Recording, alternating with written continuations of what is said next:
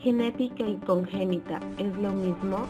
Genética, referente a los genes, es aquella enfermedad producida por alteraciones en el ADN, pero que no necesariamente tiene por qué haberse adquirido de los progenitores.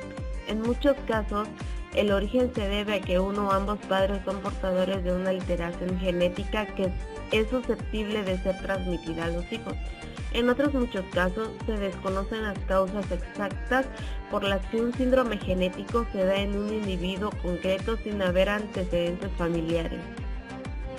Algunas veces, un gen anormal puede causar o contribuir a la aparición de condiciones anormales de la estructura del cuerpo, funcionamiento y química del organismo. También podemos hablar de síndromes genéticos cuando existen conjuntos o patrones de síntomas y signos en un individuo y sus orígenes es debido a una alteración genética. Ello suele conllevar a cambios importantes en el desarrollo tanto físico como conductual del sujeto que los padece. Congénito hace referencia a que se manifiesta desde el nacimiento. Un defecto congénito es un problema que ocurre mientras el bebé se desarrolla dentro del cuerpo de su madre. La mayoría de los defectos congénitos ocurre durante los primeros 3 meses del embarazo. Un defecto congénito puede afectar el aspecto del cuerpo, su funcionamiento o ambos. Algunos defectos congénitos como el labio leporino o los defectos del tubo neural son problemas estructurales que pueden ser vistos con facilidad.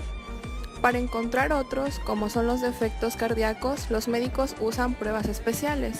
Los defectos congénitos pueden variar de leves a severos. Algunos resultan de la exposición a medicamentos o sustancias químicas. Las infecciones durante el embarazo, de igual manera se desconoce la causa de la mayoría de los defectos congénitos. Algunos defectos congénitos pueden ser mortales. Los bebés con defectos congénitos pueden necesitar de una cirugía u otros tratamientos médicos. Actualmente, los médicos pueden diagnosticar muchos defectos congénitos durante el embarazo. Esto les permite tratar e inclusive corregir algunos problemas antes del nacimiento del niño. Causas genéticas. Se considera que la causa más frecuente de discapacidad son las afecciones genéticas. El humano cuenta con 46 cromosomas en cada célula, o sea 23 pares, 22 de ellos llamados autosomas y un par que transmite los caracteres sexuales. Todo el desarrollo humano se fundamenta en el proceso de división, diferenciación y localización celular. Existen 2 tipos de divisiones celulares: la mitosis, en donde la célula se divide y mantiene el número de cromosomas, y la meiosis, en donde se reduce el número de cromosomas a la mitad en el proceso de formación de los gametos, ya sean espermatozoides u óvulos. Las alteraciones relacionadas con secuelas discapacitantes ocurren con más frecuencia en el complejo proceso de la meiosis, con la consiguiente alteración de los gametos, que transmiten una información alterada que determina que en el óvulo fecundado puedan faltar o sobrar genes. Como resultado, producirse alteraciones características como el síndrome de Down o diversas formas de discapacidades como el retraso mental. En el proceso de división de los cromosomas, tanto durante la mitosis como durante la meiosis, pueden ocurrir alteraciones de la distribución de los cromosomas. Queda en una de las células hijas con 24 y la otra con 22, como en el caso de la trisomía del cromosoma 21, que produce el síndrome de Down. Se produce un 90% de los casos por alteraciones en el óvulo, el 5% por alteraciones en el espermatozoide y el 5% restante por alteración en la mitosis en el embrión, que determina el llamado mosaicismo. Otro ejemplo es el del síndrome de Klinefelter, con 47 cromosomas XXY. También puede ocurrir lo contrario, que es la pérdida de un cromosoma por un defecto en la división. En este caso, generalmente el feto muere. Pero en el caso del síndrome de Turner, con 45 cromosomas X, que solo se ven mujeres, puede sobrevivir y da un cuadro clínico característico que se produce al no recibir el óvulo fecundado en el cromosoma X del padre. Además de estas alteraciones, pueden ocurrir las llamadas translocaciones, en las que se transfiere un par de cromosoma a otro, como en el caso de los Down, por translocación del 21 al 14. Otras alteraciones pueden ser las llamadas variaciones estructurales o la pérdida de una porción de un cromosoma. Causas genéticas, genes. Además de las alteraciones a nivel de los cromosomas, debemos considerar las alteraciones a nivel de los genes como factores causales de discapacidad. Estas pueden ser incluso secundarias a alteraciones de un solo gen. El proyecto de Genoma Humano ha confirmado que el genoma humano tiene alrededor de 100.000 genes, que portan la información para la producción de proteínas específicas, ya sean hormonas, enzimas u otras que de alguna u otra forma regulan el funcionamiento del organismo.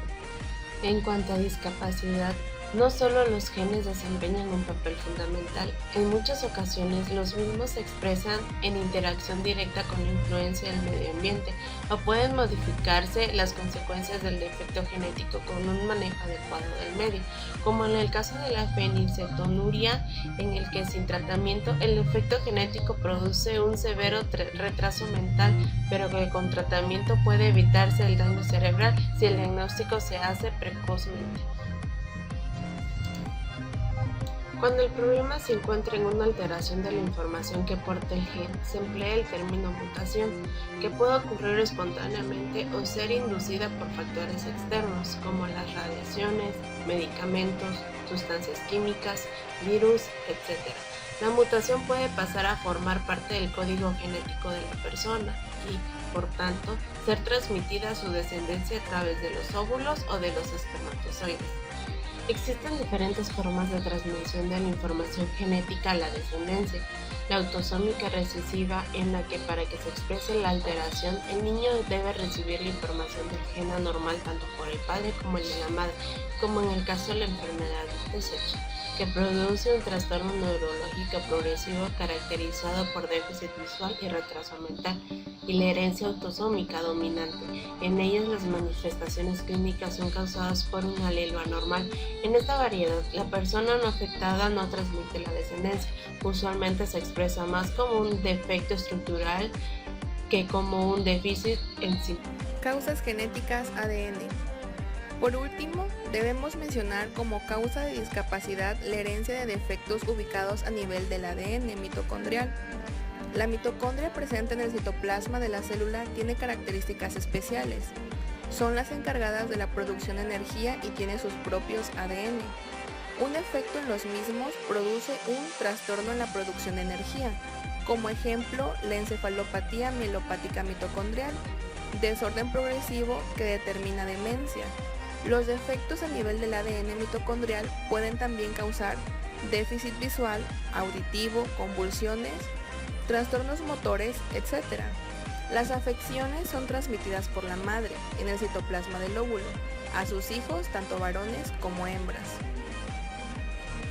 Causas genéticas, herencia multifactorial. Consideración especial merece la llamada herencia multifactorial, en la que las manifestaciones clínicas dependen tanto de los factores genéticos como de los ambientales. Algunos ejemplos son la diabetes, el mielomeningocele, el paladar hendido y la estenosis pilórica. Causas y factores de riesgo de las discapacidades congénitas. No es posible asignar una causa específica acerca de un 50% de las anomalías congénitas. No obstante, se han identificado algunas de sus causas o factores de riesgo. Factores socioeconómicos y demográficos.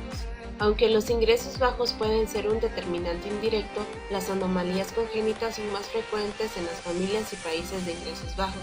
Se calcula que aproximadamente un 94% de las anomalías congénitas graves se producen en países de ingresos bajos y medios, en los que las mujeres a menudo carecen de acceso suficiente a alimentos nutritivos y pueden tener mayor exposición a agentes o factores que inducen o aumentan la incidencia de un desarrollo prenatal anormal, en especial el alcohol y las infecciones.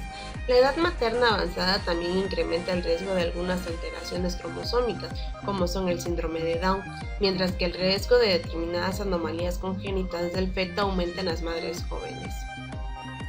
Factores genéticos.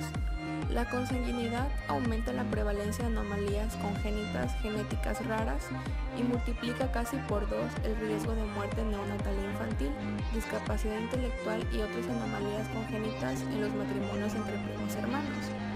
Algunas comunidades étnicas, como los judíos askenazíes o los finlandeses, tienen una mayor prevalencia de mutaciones genéticas raras que condicionan un mayor riesgo de anomalías congénitas.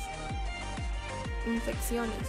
Las infecciones maternas como la sífilis o rubiola son una causa importante de anomalías congénitas en los países de ingresos bajos y medios. Estado nutricional de la madre. Las carencias de yodo y folato, el sobrepeso y enfermedades como la diabetes mellitus están relacionadas con algunas anomalías congénitas. Por ejemplo, la carencia de folato aumenta el riesgo de tener niños con defectos del tubo neural. Además, el aporte excesivo de vitamina A puede afectar el desarrollo normal del embrión o del feto. Factores ambientales. La exposición materna a determinadas plaguicidas y otros productos químicos, así como a ciertos medicamentos, al alcohol, el tabaco, los medicamentos psicoactivos y la radiación durante el embarazo, pueden aumentar el riesgo de que el feto o el neonato sufra anomalías congénitas. El hecho de trabajar en basureros, fundiciones o minas o de vivir cerca de esos lugares también puede ser un factor de riesgo, sobre todo si la madre está expuesta a otros factores ambientales de riesgo o sufre carencias alimenticias. Las medidas de salud pública preventivas ofrecidas en los servicios de atención reducen la frecuencia de algunas anomalías congénitas. La prevención primaria consiste en mejorar la dieta de las mujeres en edad fecunda, garantizando un aporte suficiente de vitaminas y minerales en la alimentación, en especial el ácido fólico mediante el suministro diario de complementos por vía oral o el enriquecimiento de alimentos básicos como las harinas de maíz o de trigo. Asegurar que las mujeres eliminen o restrinjan el consumo de sustancias nocivas, particularmente el alcohol y el tabaco. Controlar la diabetes preconcepcional y gestacional a través de asesoramiento, por ejemplo, control de peso, dieta y administración de la insulina cuando sea necesario. Evitar la exposición ambiental a sustancias peligrosas como metales pesados y plaguicidas. Garantizar que durante el embarazo la exposición a los medicamentos y radiaciones por razones médicas esté justificada basándose en el análisis cuidadoso de las ventajas y los riesgos para la salud. Mejorar la cobertura vacunal, en especial contra el virus de la rubeola en las niñas y las mujeres. La rubeola es prevenible mediante vacunación en la infancia. La vacuna antirrubeólica también puede administrarse al menos un mes antes del embarazo a las mujeres no vacunadas que no hayan sufrido esta enfermedad en su infancia.